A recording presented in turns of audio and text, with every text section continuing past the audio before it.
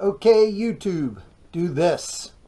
Hey everybody, I'm Rap from Rap's Garage Shop, and today I'm going to do some more work on my 97 Bad Boy. So where's it at? I got the cylinders on, I got the heads torqued down, and today's goal is to get the rocker boxes on and the push rods in it. So stick around and see how that's done. I always appreciate you watching. The adjustable push rods I used on this originally when I built it were V-Thunder push rods. And the part number on these are EVL E-7002R. I kept the order of which one went where in these because all four are different lengths on a stock Evo, and all four would be different lengths on this Evo. And I would tell you I could drop them back in without having to adjust them, but I changed the squish area a little bit on this bike, so I just can't put them back in because they would be off at this point. I have to collapse all four of these and readjust them. So to break these loose, you put a 1/2 inch wrench here, 1/2 inch wrench on the jam nut, you undo them. The inner stud that screws in has two flats, and those two flats are 1/4 inch. Now I'll do the rest of them off camera. So while you have your push rods out, it's important to inspect them. You want to check that down here on this ball, the wear is really uniform. You just want a ring around this that's consistent, not too fat. It's not off center as you're looking at it, because that could indicate a bent push rod. At the top, they go into the rocker arm, so they're not really going to have that ring like the bottom is where it goes into the lifter. You want to make sure that it's not grooved or has uneven wear. That would either indicate that they're old and need to be replaced or that they're bent. Also, you want to roll them on a flat surface to make sure they're not bent. If you have adjustable push rods, you're going to need to leave this part off the edge of whatever flat surface so you can see if they're bent. Now, if you have factory push rods, you could put them the whole way on the flat surface and not have an issue. One of the changes that they made with the Evo is that they oil up through the push rods like a small block Chevy does. So it's very important that you clean these push rods real good, because you could not only have dirt in here, but if metal went through your motor, you could have metal up in here. It's really important how clean you get them. You can get brake clean and spray down through them real good. You can even get something in these adjustable ones where you get a small brush and go up the end with the brush. Again, to be successful with an engine rebuild, it's about cleaning. So getting the rocker boxes back on, the first thing I do is install my James gaskets. This is JGI 16779-99X. And they just set up on there like that. The next thing you want to do is get a rag and some brake clean and make sure you double check that these gasket surfaces are very clean. If they're not perfectly clean, that's how you get oil leaks. The bigger openings are where the valve springs go, and the smaller ones are the push rods. And now the front cylinder. When you're putting these in, you want to make sure that the rocker arms are up so they don't get hung up on the springs.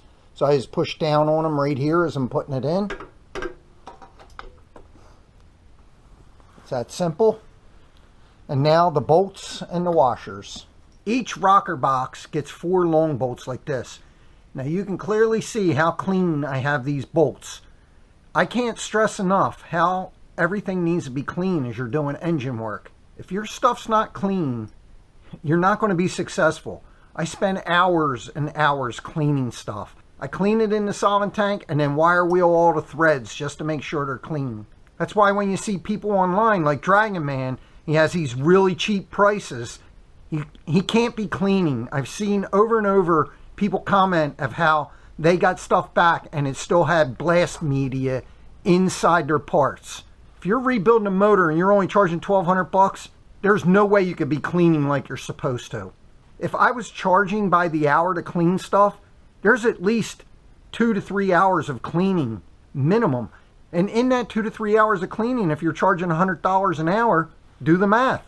Anyway, now with these two on the left side of the bike, you have to move the rocker box over like this, start the bolt in, and then move it back with the bolts already in it in order to get it to line up.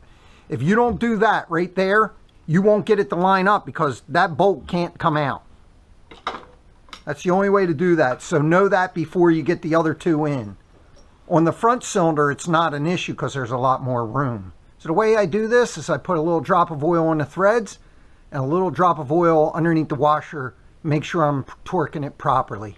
Now I'll put this bolt in And then this one.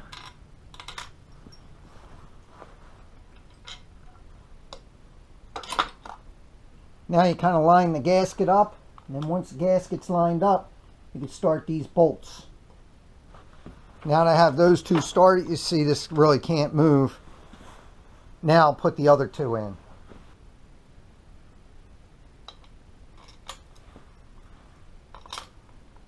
If you had your rocker arm shafts out like I did when you're doing this, you may have to move the rocker arm shaft because there's a cutout in there so that when the bolt goes in, it stops the rocker arm shaft from being able to move side to side. If you watched the video where I had these shafts out, I lined them up beforehand. But if you forgot to do that, you'll have to do it now. You can see on the front one with all the extra room, it's much easier.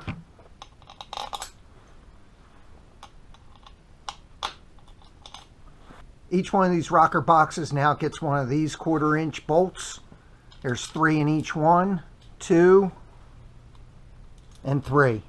Now, I still have the rocker boxes loose, and I like to start these while they're loose. These Allen bolts out here get torqued to 100 inch-pounds.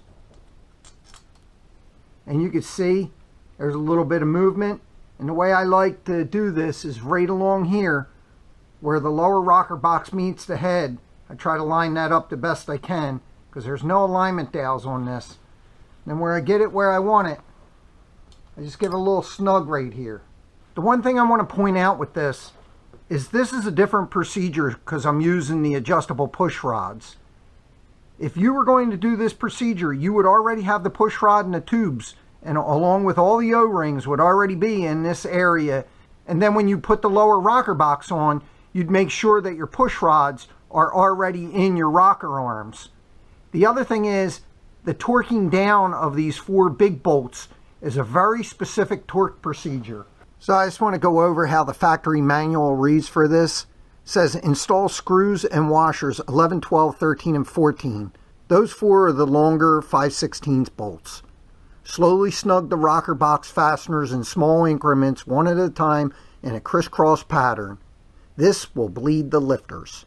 Tighten the 5/16 bolts to 15 to 19 foot-pounds. The next step is to install the Allen screws and tighten those 90 to 120 inch-pounds. And then you put the 1/4 inch bolts in and you tighten those to 10 to 14 foot-pounds. Now that I have the rocker box lined up where I like it, I'm going to torque these 4 5/16 bolts down to 7 foot-pounds in a crisscross pattern. Since I can't get on the very front one or the very back one, I'm just going to do my best to torque those up with a regular old 90-degree Allen wrench.